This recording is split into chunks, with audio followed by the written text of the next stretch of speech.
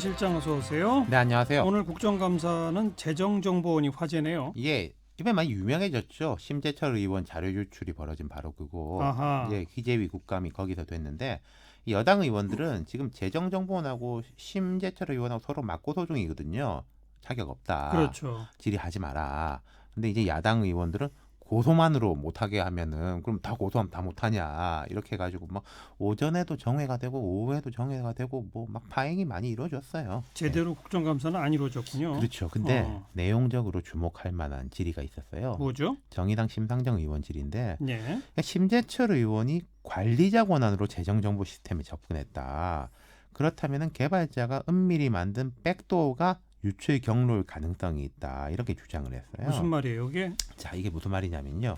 재정정보 시스템은 국회의원 아이디로 접근이 가능하고 각 부처의 감사관 아이디로 접근이 가능합니다. 그럼 국회의원 아이디로는 간단한 통계만 접근할 수 있고 감사관실은 세부 내역 정보를 확인할 수 있는데 자기 부처 것만 볼 수 있어요. 예. 근데 이제 심재철 의원실은 둘 다 안 되는 최종 정보 화면에 접근했거든요. 예. 전부 다 봐온 거 아니겠습니까? 그렇죠. 그러면은 이게 관리자가 볼 수 있는 걸 봤다는 거예요. 어허. 그러니까 정상적인 관리자는 관리자 권한이 있습니다. 관리자 아이디하고 패스워드를 넣으면은 모든 정보를 다 볼 수 있고 뭐 시스템 변경도 가능한 거잖아요. 그렇죠. 예. 근데 심재철 의원은 관리자 아이디가 아니잖아요. 그렇죠. 국회의원 아이디로 들어가서 백스페이스 키를 이제 2번인가 누르니까 화면이 떴다는 거지 않습니까? 그러니까요. 그 시연도 했고 예. 그리고 거기에 대해서는 다 인정하는 바예요. 이렇게 하니까 이게 떴다라는 거는.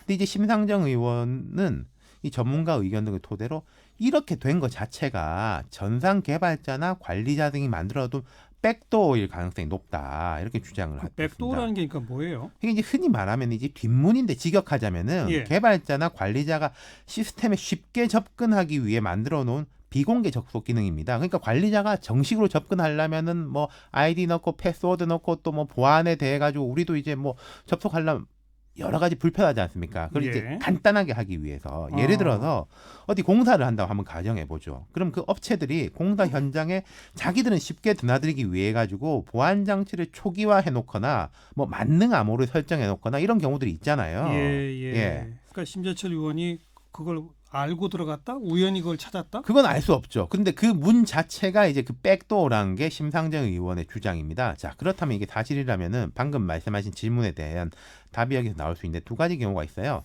시스템을 개발한 개발자가 만들어 놓고 제거를 안 한 경우. 두 번째는 관리자가 조금 편하게 하려고 이렇게 만들어 놓은 경우가 있는 거죠. 예. 이게 만약에 전자라면 이 개발한 곳이 삼성 SDS거든요.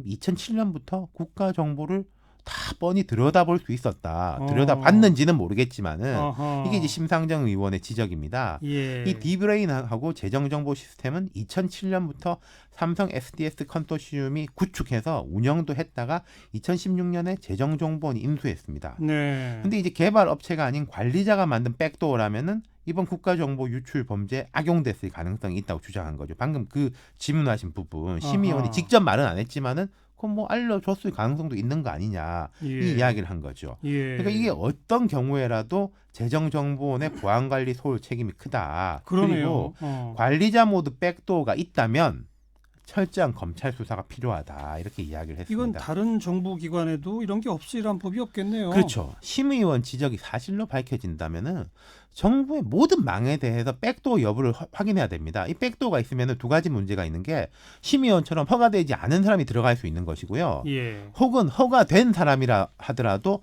다른 목적으로 데이터를 유출해도 그걸 알 수가 없다는 거예요. 그렇죠. 그리고 정부가 발주하는 대부분의 소프트웨어들은 뭐 삼성 SDS라든지 뭐 현대정보기술이라든지 한국 유수의 이제 SI 업체들이 제작을 해서 납품을 하는데 예.